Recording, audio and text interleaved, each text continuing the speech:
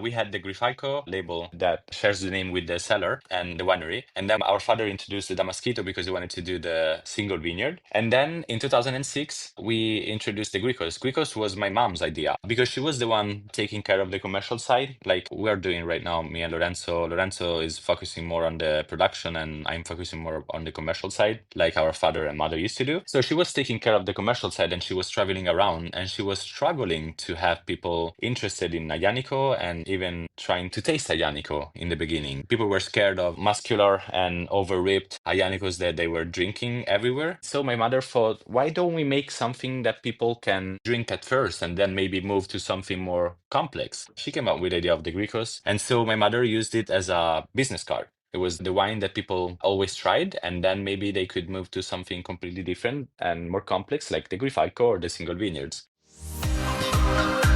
Welcome to this special Clubhouse session of the Italian Wine Podcast. Listen in as members of the Italian wine community engage in fascinating conversations about contemporary wine topics. If you enjoyed the show, please consider donating through ItalianWinePodcast.com. And remember to subscribe and rate the Italian Wine Podcast wherever you get your pods. Hi everyone, my name is Beatrice and welcome to Italian Wine Clubhouse Ambassador's Corner. Our Clubhouse has been ranking the top amongst Italian wine podcast shows. The show's concept is to let Italian wine ambassadors have the opportunity to interview their favorite producers. This is an episode that gives them a free hand to ask any questions to their selected producer. This session is recorded and will be released in Italian Wine Podcast to reach more listeners, and especially for those who cannot participate due to time zone differences. Our guest host today is Pablo Fernandez. Pablo is from Florianópolis, Brazil.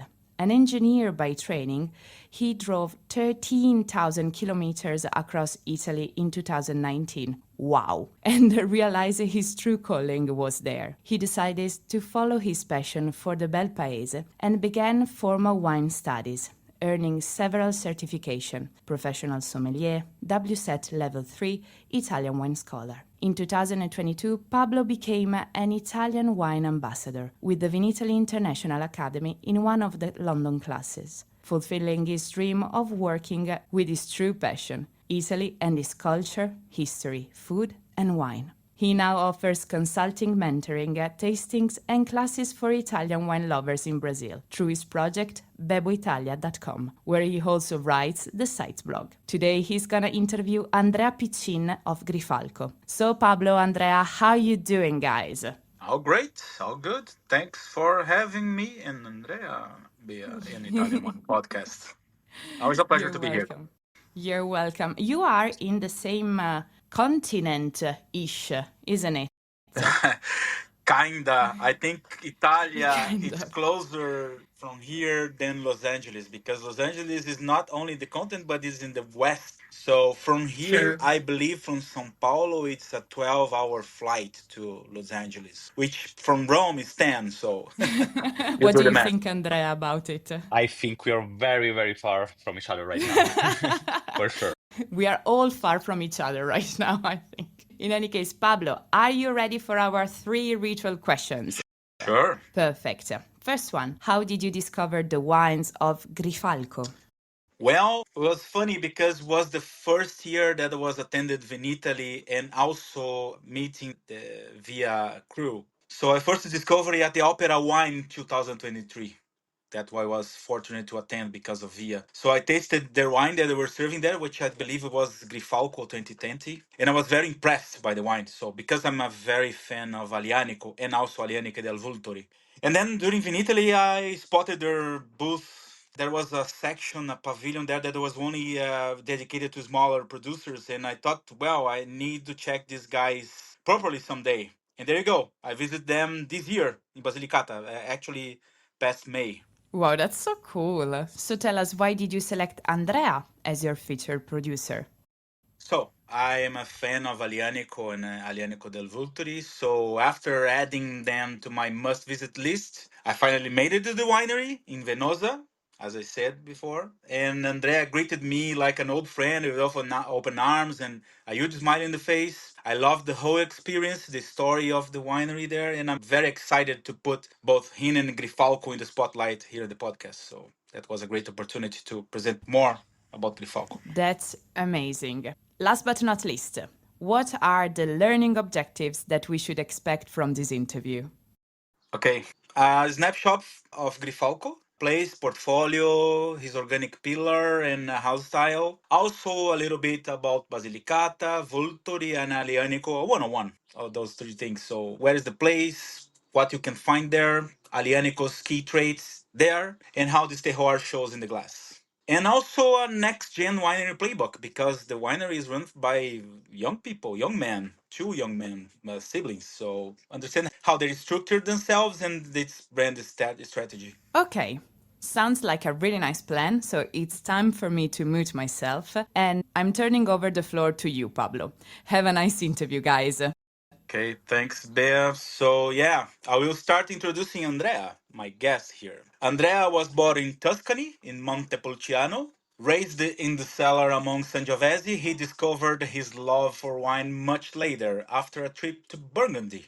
Before joining the family winery, he worked while traveling between San Francisco, Beijing, and Guangzhou, and then took over the commercial side of Grifalco, while his brother Lorenzo focuses on the production. So, Andrea, first of all, thank you very much for accepting the invite and being here, even traveling. So, I had a really, really good time with you in Basilicata last May. So, I'm really enjoying my time here to interview. So, thanks. Thank you so much for inviting me, Pablo. It was a pleasure having you at the cellar and meeting you. Huge pleasure to participate in the podcast today.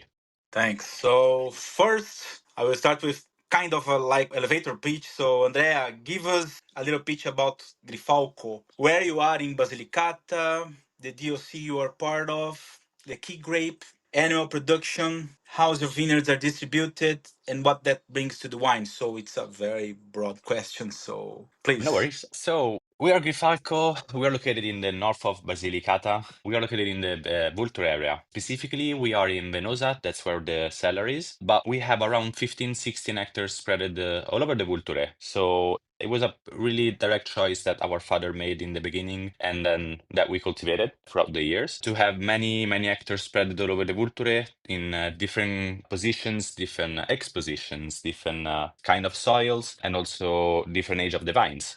So we have a huge range of different age of the vines. These things brings us to our peculiarity and what makes us stand out. We are focusing on terroir. We're focusing on what the microclimate and different soils can bring to the grape. Aglianico is an incredible grape, very versatile, really, really beautiful, a really beautiful grape. And the terroir makes all the difference. And that's something that our father discovered back in 2005 when he started doing the first crew that was ever made in Vulture, fought as a crew, the Damasquito. Me and Lorenzo, my brother, we brought in and started to follow that path with when we introduced the Ginestra, another single vineyard. Vulture is an incredible place, really beautiful and incredible place. Terroirs changes from one meter to the other, and I think that this is what makes us stand out and something that we really, really want to focus on. Nice. Thanks for the answer. And I really want to explore this peculiarity because originally your family is not from Basilicata, from Vulturi. So this Tuscany Basilicata bridge, because that's one thing that really caught my attention when I was visiting you guys. That you told me about your parents' bold decision to leave Montepulciano because I think you had a winery there and start over in Basilicata. So looking back to that and from your perspective now as a commercial director of the winery, what was the first impression or spark that made you personally believe in Alianico del Volturi's potential, coming from such a consolidated region like Montepulciano? I like to think of Grifalco's story as a bridge between Montepulciano's Grifo, which is the symbol from Montepulciano, and the Vulturi's Falco. So how does cultural duality show up in your brand identity and the way you tell Grifalco's story to the world?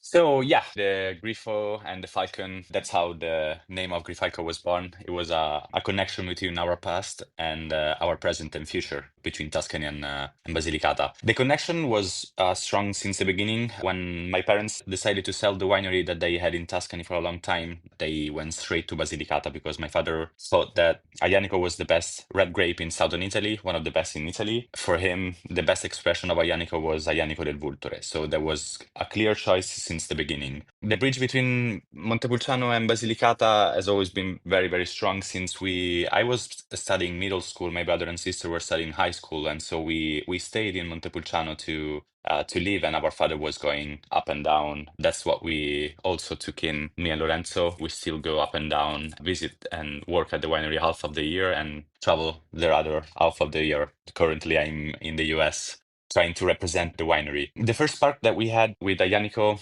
and with the region was that it's such an incredible grape. Since I started traveling back in 2012, 13, I discovered that not many people really know about Aglianico del Vulture. It's growing, of course, but the first thing that I noticed is that Aglianico del Vulture is a favorite of people that work in the wine business. And that was something that made me realize how great of a grape he is, because if you work in the wine business as a producer, as a journalist, or in the restaurants, those people always regard Aglianico del Vulture, Aglianico in general, but Aglianico del Vulture specifically, in high regard. And that was something that made me realize how great Aglianico del Vulture can be. Aglianico del Vulture has such an incredible potential. As I mentioned before, terroir is the biggest potential I think that Aglianico has, but also Aglianico del Vulture is such an incredible and elegant grape. Wines show off such an incredible character. I think the way we started doing it back in 2004, when our father started doing it, it was something that was very interesting because he brought in all the experience he got from Sangiovese. He always told me that Sangiovese is the best school for winemaking because it's such like a really, really difficult grape to work with. And so he brought in his ideas from as an outsider from Basilicata, from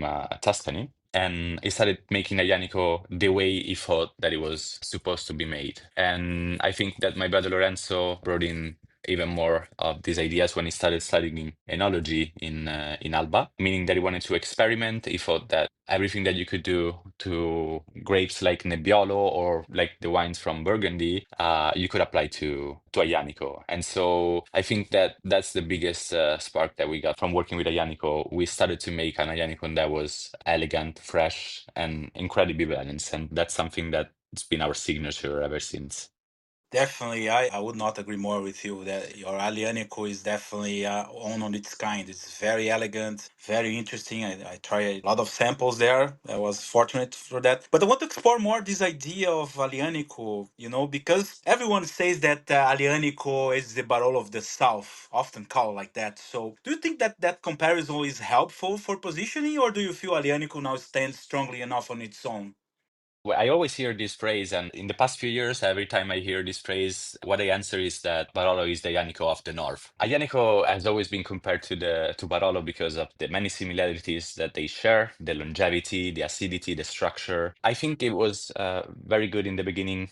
It was okay in the beginning to compare the two. I mean, Barolo is such an incredible wine, and Nebbiolo is such an incredible grape. And you have this comparison that it's definitely a compliment, I think, to Aglianico, but it also overshadows the fact that Aglianico and Aglianico de Vulture, specifically in this case, can be such an incredible, elegant, and beautiful wine on its own. It deserves also all the recognitions and all the beautiful words that you can spend when you drink Aglianico del Vulture. I think it's a great comparison because, of course, again, Barolo is really, really great, but Aglianico del Vulture stands on its own. It's something that is growing and growing more and more and more year after year.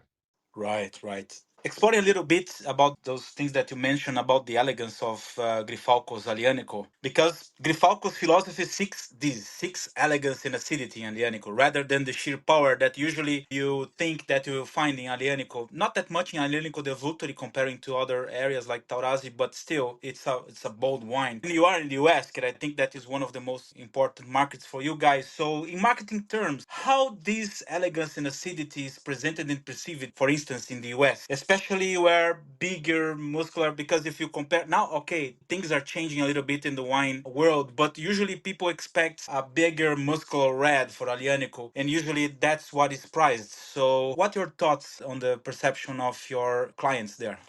The perception is actually very interesting, and I saw how the perception changed throughout the 15 years that I've been doing this job. In the beginning, it was more of a surprise. People were expecting a Yannico to be, like you said, a really bold, muscular wine, and then they were finding that that was not the case. And so at the beginning, it was a surprise. And then I think the perception switched throughout the years, meaning that people were starting to focus in general, not just with our wines, starting to focus with a little bit of a lower alcohol wines, wines that you could drink more easily. And so I think we started doing our wines in the way that we make our wines, mostly because we focus on elegance and then also because we focus on drinkability. I think it's very important for us to make wines that we would drink. I always tell this thing. I want to make the wines that I want to drink. I want to drink a glass. I want to get another glass. I want to get another bottle. It's always interesting to taste wines that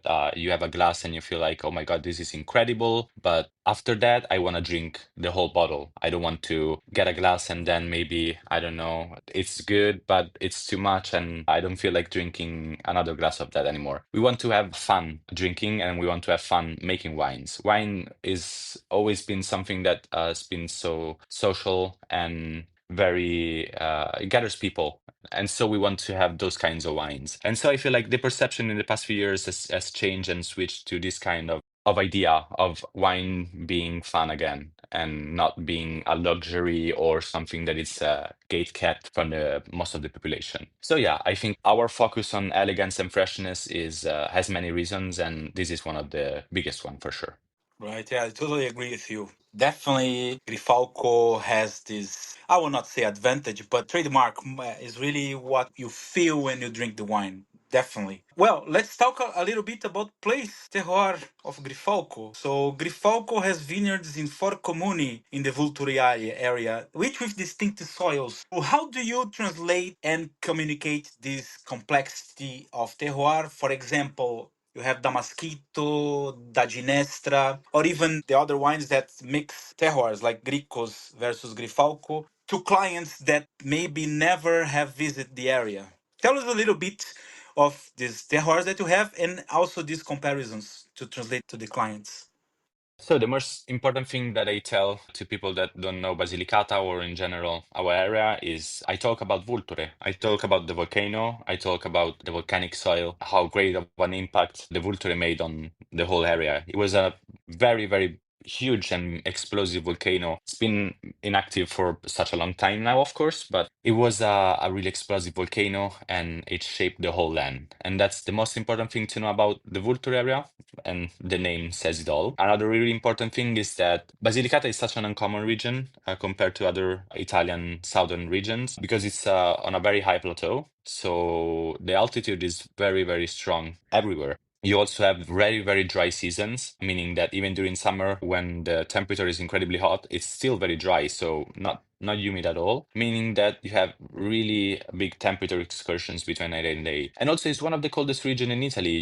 We used to, like everywhere else in the world, it's not snowing anymore, but we used to get lots of snow during the winter and very, very cold temperature. All these things together makes the terroir that is so interesting and incredible in Vulture. You have such a huge difference from 1 meter to the other, from one hill to the other. And even in the same vineyards, we feel like there's a difference. Most of the hectares are spreaded, but we have the biggest plot is in right next to Mosquito. In that place, where we have around 5-6 hectares, we harvest in different times during the month of October, meaning that even if in that 5 hectares, the grapes reaches maturation in different moments of the month of October. We always focus on terroir, like I mentioned before, and I think the Mosquito and the Ginesta show perfectly how we do it. Mosquito was made the first time in 2005 from our father when he felt like it deserved its own label. That vineyard deserved its own label. And in 2011, we introduced the Ginestra, me and my brother, at our first harvest by ourselves, because we thought that if the Mosquito was so incredible and great by itself, we thought that Daginesa it was showing the same characteristics. Throughout the years, we've been highlighting these differences by making those two wines basically in the same way. So we have the same aging process. We do long macerations for a long time, and then 2 years of big oak and 1 year in bottle. So the only difference between the two wines is basically just the terroir, just the place where it comes from. And it highlights so much of the potential of the terroir in the Vulture area. I think it's just an incredible place to be. The volcanic soil, the volcanic minerality, and also beautiful thing is that also the whole land below the Vulture was an ancient bed of a river, so we got lots of pebbles in Venosa where we have the cellar. So all these things mixed together give you the Aianico del Vulture. Yes. Also, one thing that I really noticed and I really want you to talk about is the cantina design, which really caught my attention when I was visiting there, and it really explained me that very beautifully about the design. And I think it's and you can correct me, it's bioclimatic architecture. I don't know the exact term. Can you talk a little bit about that, how the winery was designed? Your father thought about that to really mix with the place. That was amazing, something that I saw that I really want you to explain to our listeners. So yeah, the first vintage we did was 2004, and the cellar was built around 2006, and the first vintage we did there was 2007. Ever since Tuscany, our father and mother, they were working in very narrow places. It's very common to have very old cellars in Tuscany and in many other regions, and so very narrow places where you move your wines around in very difficult ways. And so when he started to make the plan for the new cellar in Basilicata, he knew that he wanted to have open spaces and to make it more like easier to work with. The most important thing that he thought about, he wanted to make as little as impact as possible on the nature around the area. He wanted to be incredibly respectful of the nature, respectful of the area. And so he started to think about how he could do it. It was around 2004, 2003, I think. I was 12. I gave my father one book about bioarchitecture, and because that's what he was focusing on. He started to make the plans with my aunt, his sister, an architect, trying to get a better solution to these issues. He wanted to use materials from the area, and he wanted to have the winery disappear completely from the area. So it's a great place to work with. From the outside, it looks like a tiny cellar, but actually it goes down below ground for 2 levels. And the most important aspect of our cellar is that it is not refrigerated. We have a layer of empty space between the cellar and the ground where fresh air comes directly from the ground. With the natural circulation system, it helps us to maintain the temperature completely naturally without any air conditioning system. And that's something that is very important because the energy needed to freshen the kind of environment is a lot, and it takes a toll on nature. And also the materials that were used to build the winery, the cellar, were again materials from the area, but most importantly materials that isolate from the outside. So again, temperature is completely natural and the cellar disappears from the nature and integrates perfectly. It's so beautiful, the winery, and when you are in the outside you really don't realize that is that size and with that functionality slash architecture inside, so it's very mind-blowing actually. So talking about that, because this is sustainability at the end, and Grifalco is organic, you have certification on organic, right? Yes, we have the organic certification, I think, if I remember correctly, since 2011. So, how did sustainability pillar become a strategic differentiator in your marketing and your sales? Also, of course, you have ecological benefits from that on your vineyard. And also, talking about this part of being organic, being strategic for marketing, what are the biggest challenges to maintaining this certification in Vulturi?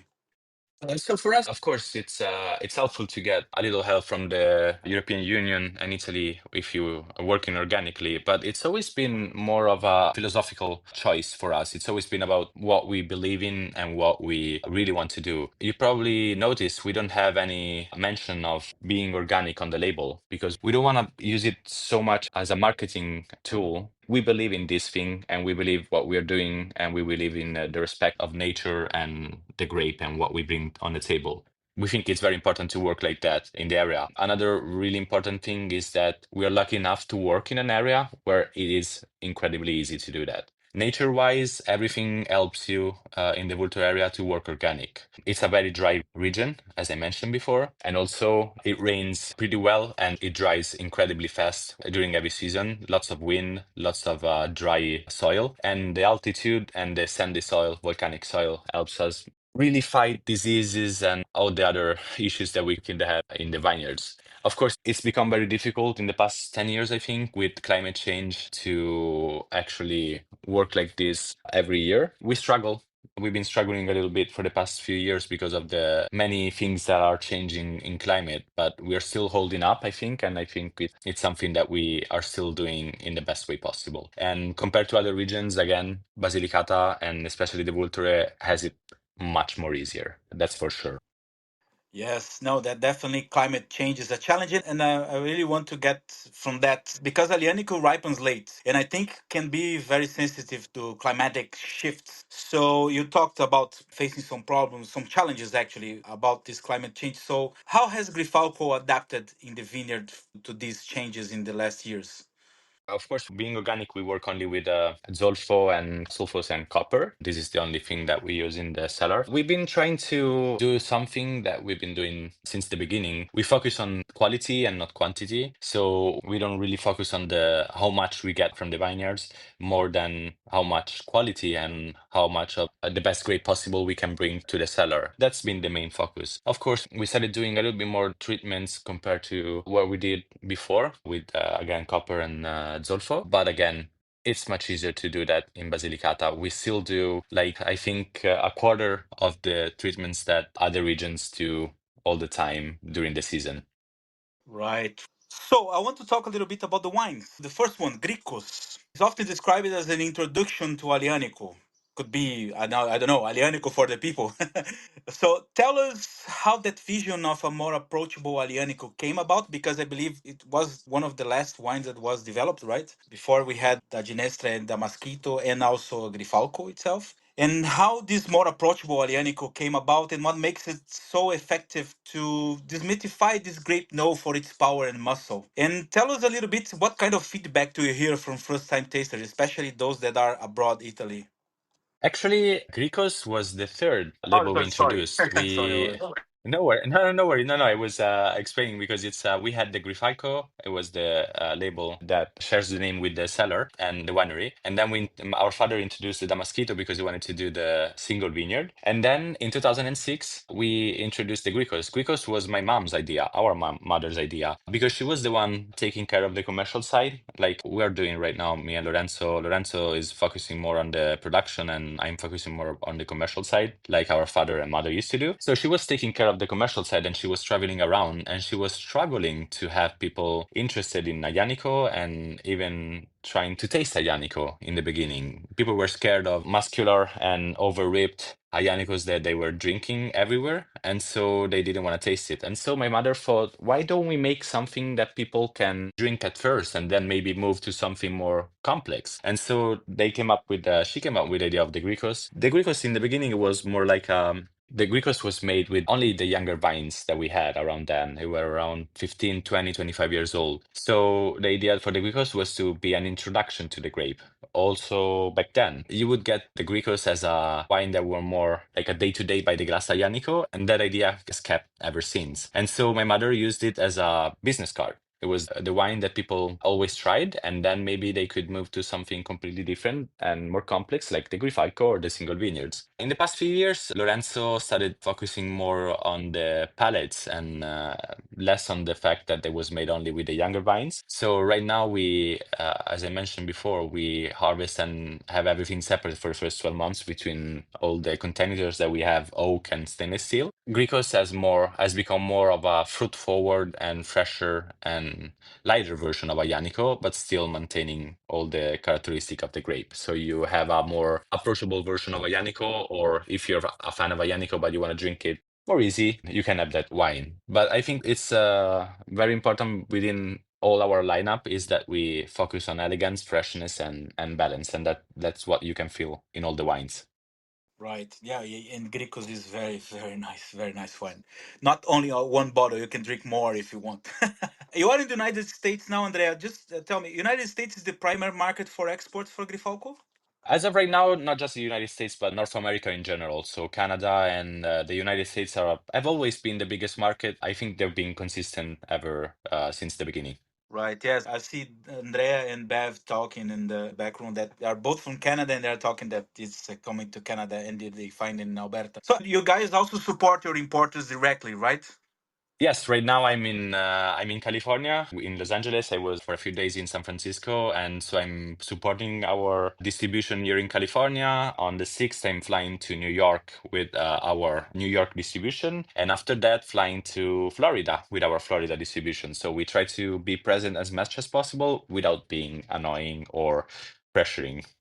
Nice. So my question is, how are the biggest lessons learned expanding in these places and into other regions like Canada? Does the marketing message or even the perception of Alianico, especially Alianico del Vulturi, shift much between the US and these other areas where you also have a presence? And also, if you want to explore other continents, if you have other important markets, I don't know if you have anything in Asia, maybe you have, but talk a little bit about that. What I feel about the biggest difference in North America in general is that for the past 20 years, I think, as I was saying before, it's journalists and wine people, they love Aglianico del Vulture, and so they're always huge fans.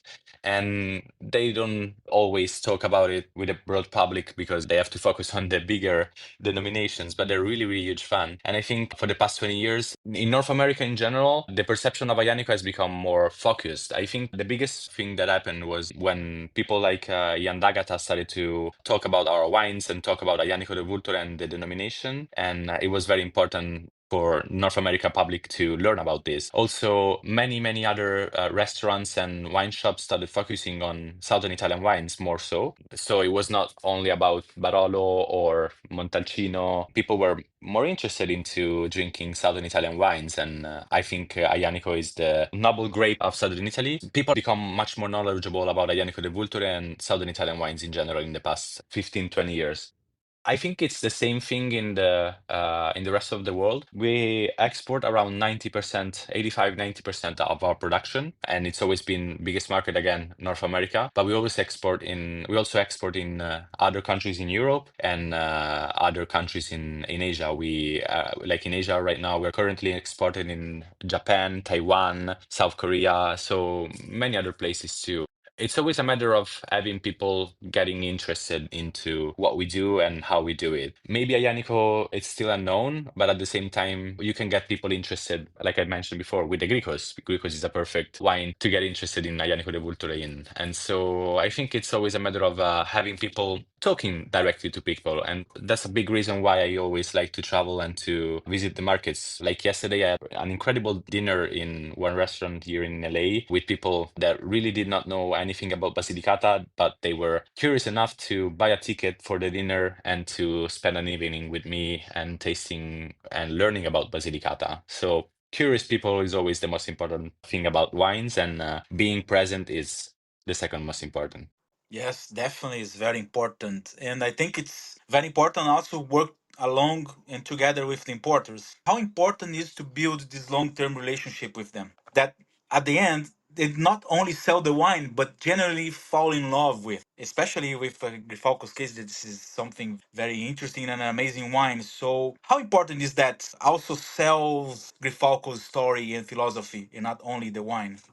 It's incredibly important. It's always been incredibly important for us ever since the beginning. And ever since the beginning, we always focused on working with distributions that share our values and our philosophies. Ever since the beginning, it's something that our parents taught us and my mom taught us is that building relationship is really an important thing. And also wine, it's something that makes it easy to build relationship. We really focus on building a relationship with our distributions. We really focus on finding people that we can easily talk to and be honest with, and they can be honest with us about maybe the issues that they find with our wines. Of course, we always look for new distribution as a market all over the world. But ever since the beginning, we've been building up the great relationship we have with our distribution right now. It's more than just a commercial relationship. It's almost like friendship and family. It's always been like this. And whenever I visit, especially here in the United States, whenever I visit the distributions, it's always nice to meet the families too, having dinner together. Another really fun thing is that My parents, when they started the winery in 2004, they were producer in Tuscany before, like I mentioned. They were really, really grateful because the distributions that they were working with, the Tuscan wines, still wanted to work with and trusted my parents with the quality and wanted to work with the Aglianico that they were starting to do. And those distributors, I've come to the cellar in Tuscany when I was probably around 2, 3 years old. So they've known me my whole life. And now they're dealing with me when I visit the market, when I talk about the numbers and whatever. Some of them are people that have known me basically my whole life. And so for me, it's incredibly important because the history of our winery is the history of my family and my life.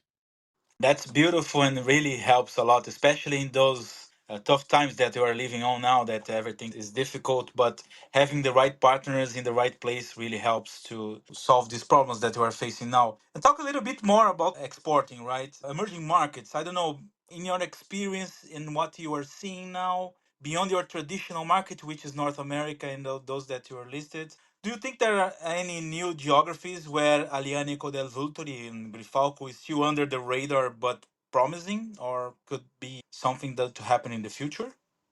But yes, definitely. I mean, there are lots of markets in Asia that have started to open up to wines in general right now. Especially, we've been trying to work with the Chinese market for a long time, and I feel like in the past 5 years, it's been opening up a little bit more, and the interest has grown.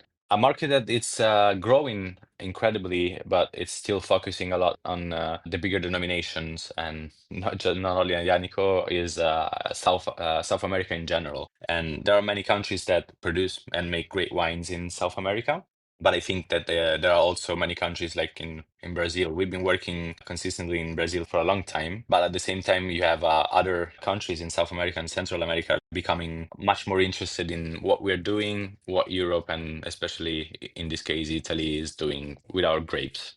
No, definitely. Yeah. No, especially I'm from Brazil. I think we have some potential still to explore apart from the difficult market that you're facing. Not only wine, but I think alcoholic beverages in general are facing some challenges now. But still, there's some opportunities here, definitely. I want to explore a little bit about Basilicata because usually people always say that is emerging wine region, but that's a talk for a long time, you know. So, what's your vision for Alianico del Vulturi's future on the Italian and global wine map?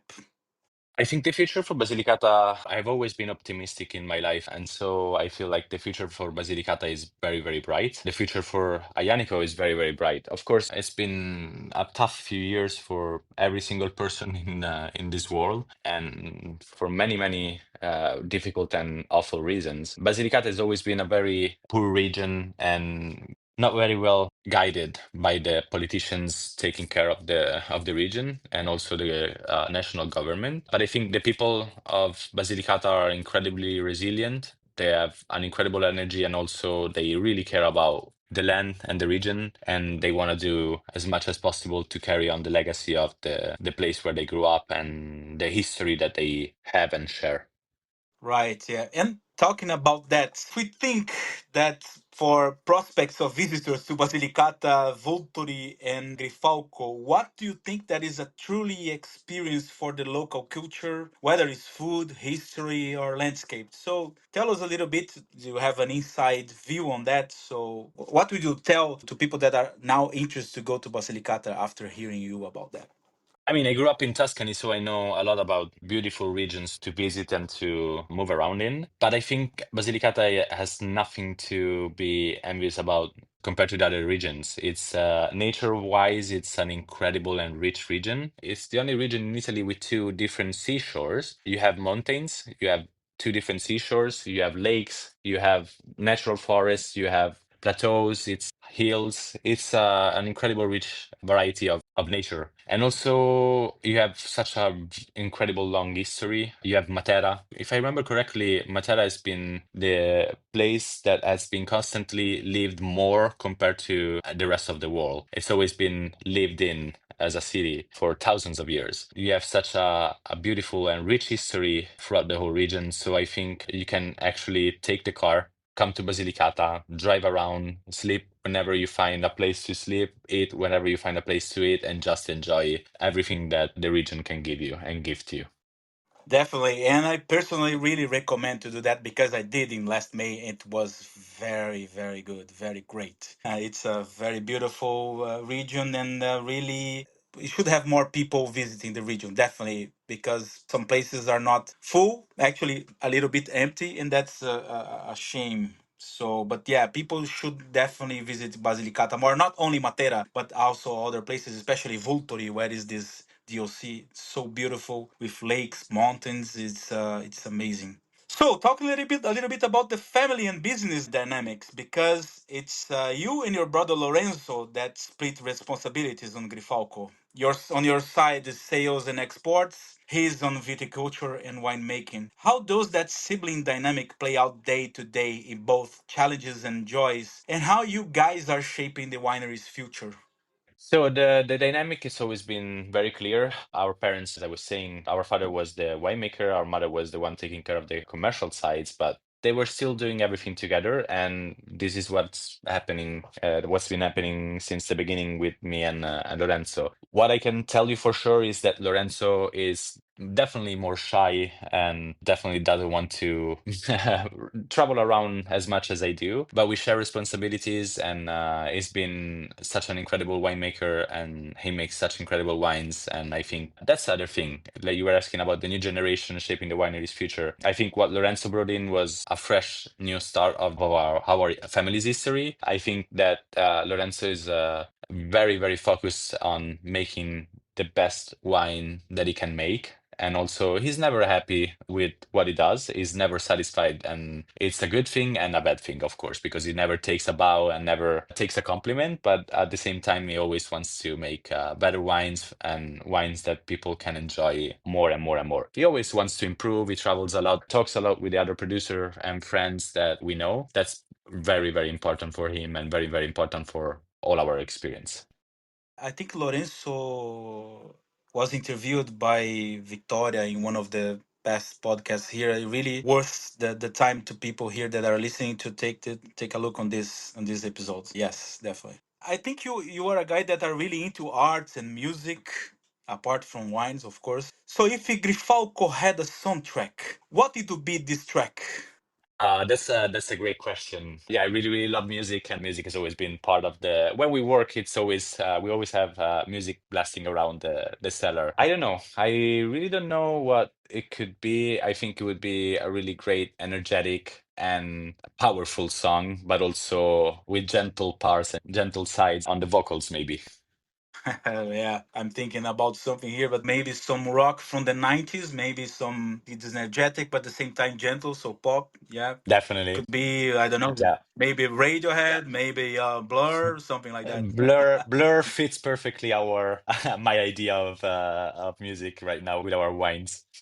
Yes, yes, that's the feeling actually when you drink the wine, and this is also very important because our senses crosses at the end, also sparks emotion. So it's very. I think it the same way as you, Andrea. And my last question, which is, tell us something we probably don't know. Could be about you, about Grifalco, any curiosity about anything.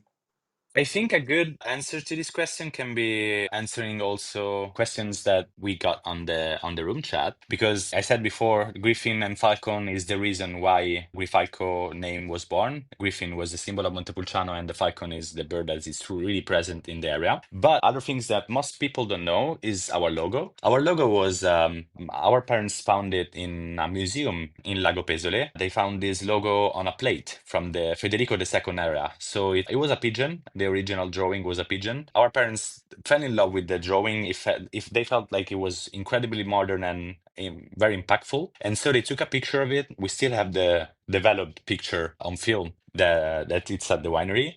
They took it to one of their friend, a graphic designer. She remade the drawing from scratch and made it like exactly the same, only changing the peak. It was a pigeon, and now the peak looks more like a falcon, an eagle. And so that's the story of the drawing. It's almost 1,000 years old drawing. It looks incredibly modern. The colors are so vibrant and so beautiful. I think it's very impactful, and it shows how our characters, and it reflects perfectly what we are and who we are. Very nice. Thanks for your answer, Andrea. It doesn't matter what you're talking about Southern Italy, Federico II always appears. Well, Bea, that's a wrap. I think that you mentioned quite everything, and it was really, really a nice interview. So thank you so much, Pablo and Andrea. It was such an incredible conversation and an adventure into Grifalco's world, full of passion, discovering, and also music. And when there is music, it's always really, really, really nice. I sincerely thank you both for your time and effort to be in the same place and for doing these interviews. How you doing, guys? Did you have fun doing it? Was everything fine? It was really, really great. Thank you for having me. Thank you, Pablo, for visiting us in May and for supporting the wines and what we do, and for inviting me to the podcast, and for you guys of Italian Way Podcast to hosting me like this. Yeah, thanks a lot. Thanks, Andrea. It was really a pleasure to visit you guys in May. Definitely worth the trip. I really recommend everyone, not only the ambassadors for Via, but also everyone that is a wine lover. Go to Basilicata, go to Grifalco. You're going to have a blast there. Perfect. For those who are interested to participate, just send us a DM through our Instagram or mail our Italian Wine Podcast producers at info@italianwinepodcast.com. Thank you so much for listening, and thank you so much again, Pablo and Andrea. It's a wrap from Italian Wine Podcast, so ciao ciao! Ciao, ciao. Ciao, ciao. Listen to the Italian Wine Podcast wherever you get your podcasts. We're on SoundCloud, Apple Podcasts, Spotify, Himalaya FM, and more. Don't forget to subscribe and rate the show. If you enjoy listening, please consider donating through ItalianWinePodcast.com. Any amount helps cover equipment, production, and publication costs. Until next time, cin cin.